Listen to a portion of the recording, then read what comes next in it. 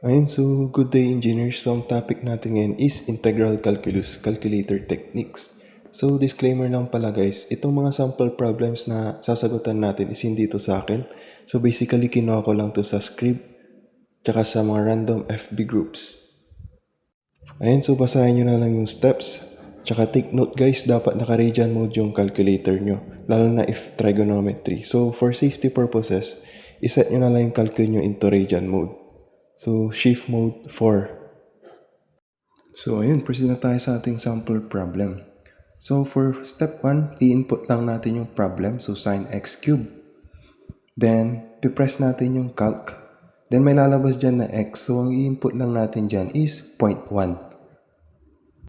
Then yun, press equals. Pwede nating tandaan yung value or pwede rin natin gamitin tong shift store. So store na lang natin siya sa A. So basically guys, magta-trial and error tayo sa choices. So dapat mag-i-equal yung nasa choices sa in-store natin na value sa A. So try natin tong letter A. So copy lang natin siya. So shift integ, then i-copy natin which is 1/4 cosine x4. Then yung x dito is 0.1. So yun, as you can see guys, hindi siya same sa in-store nating value sa A. So that means letter A is not the answer. So try naman natin tong letter B. Ayun, so as you can see guys, hindi pa rin siya equal sa in-store nating value sa A. So that means letter B is not the answer. So proceed na tayo sa letter C. So try naman ulit natin. So shift integ, i-copy lang natin.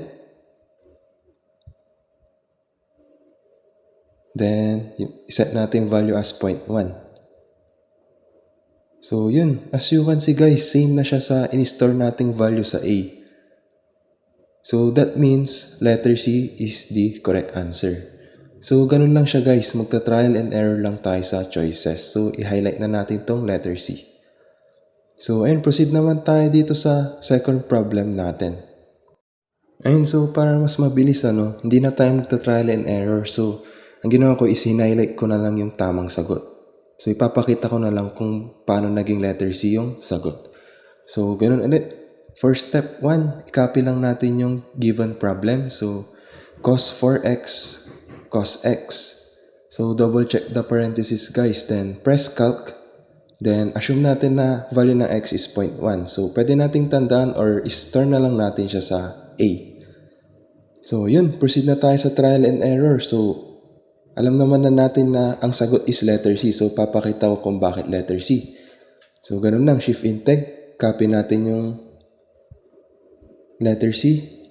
Then value ng x is 0.1. So ayun, as you can see guys, same siya sa in-store nating value sa A. So that means letter C is the correct answer.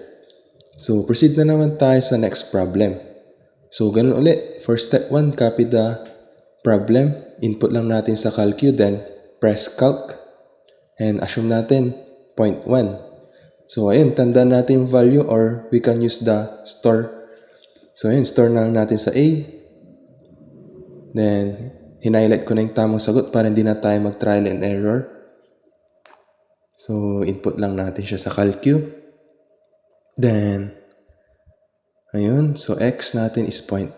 So press equals. So as you can see guys, same na naman siya. So that means letter B is the correct answer. So ayun, proceed na naman tayo sa next problem natin. So ganun ulit. For step 1, i-copy lang natin yung problem.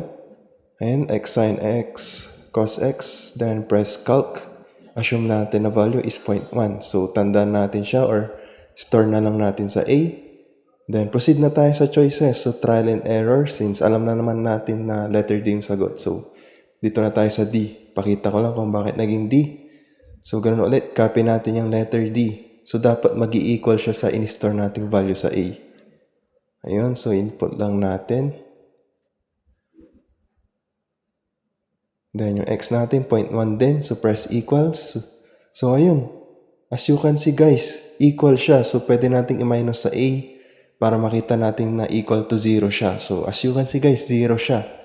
So that means letter D is the correct answer. So proceed tayo sa next problem para mas ma-master natin. So ganun ulit. Copy lang natin yung problem. Then press calc. Assume natin 0.1. So store natin siya sa A.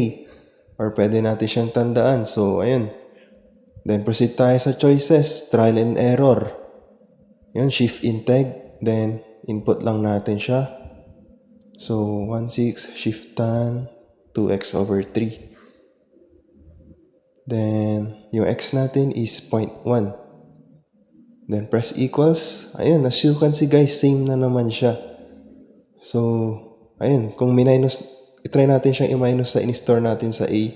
So, dapat mag-equal siya sa 0. So, ayun, as you can see guys, 0 siya pag minus natin sa in-store nating value sa A.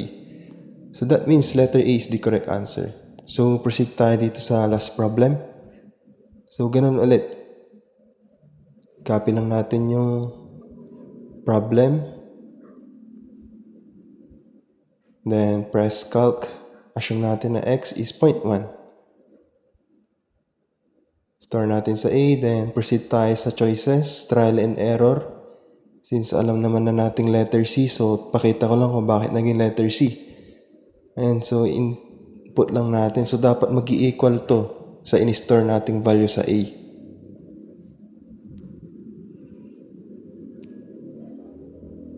Over 16.